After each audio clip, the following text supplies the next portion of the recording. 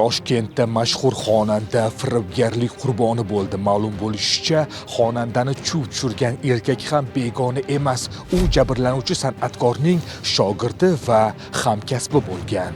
Ushbu voqea haqidagi xabarlar kecha ijtimoiy tarmoqlarda e'lon qilindi. Gap kim haqida ketayotganini darhol bildingiz. Ma'lum bo'lishicha, 1985-yilda tug'ilgan, san'at sohasida faoliyat olib borgan sudlanuvchi yigit mashhur xonandaning ishonchiga kirib, u bilan qadrdon aka-ukadek munosabatda bo'lgan. "Ali aka, mashinangizni sotmoqchi ekansiz.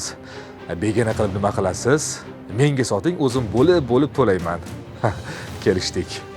Birinchi firibgarlik holati aynan mana shundan boshlanadi. Sudlanuvchi xonandaning mashinasini sotib olib, dastlab yarim pulini beradi, qolganini esa o'z ehtiyojlari uchun ishlatib yuboradi.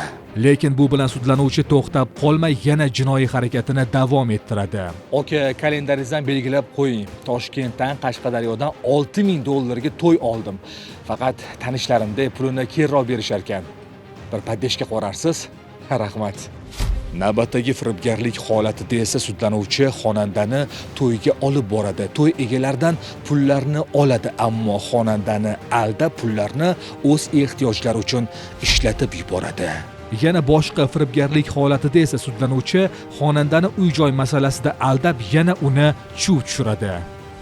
Umumiy qilib aytadigan bo'lsak, shogird ustozi bo'lgan xonandani 2 milliard so'mdan ortiq pulga chuv tushiradi. Jinoyat ishlari bo'yicha Yakkasaroy tuman sudida shogirdga nisbatan quyidagicha jazo tayinlandi. Jinoyat ishlari bo'yicha Yakkasaroy tuman sudi tomonidan 1985-yilda Qashqadaryo viloyatida tug'ilgan sudlanuvchiga O'zbekiston Respublikasi Jinoyat kodeksining 168-moddasi, ya'ni firibgarlik 4-qismi A bandida nazarda tutilgan jinoyatni sodir etganlikda aybli deb topilib, unga shu modda bilan 8 yil muddatga ozodlikdan mahrum qilish jazosi tayinlandi. Tayinlangan jazoni umumiy tartibli koloniyalarda o'tashlik belgilandi. Ishonmagin do'stingga, somon tiqar postingga degan naql bejiz aytilmagan. Hurmatli fuqarolar, ayniqsa san'at sohasidagi shaxslar, atrofingizdagi odamlar kim? Ularga siz qanchalik ishonasiz? Shubhalanyapsizmi?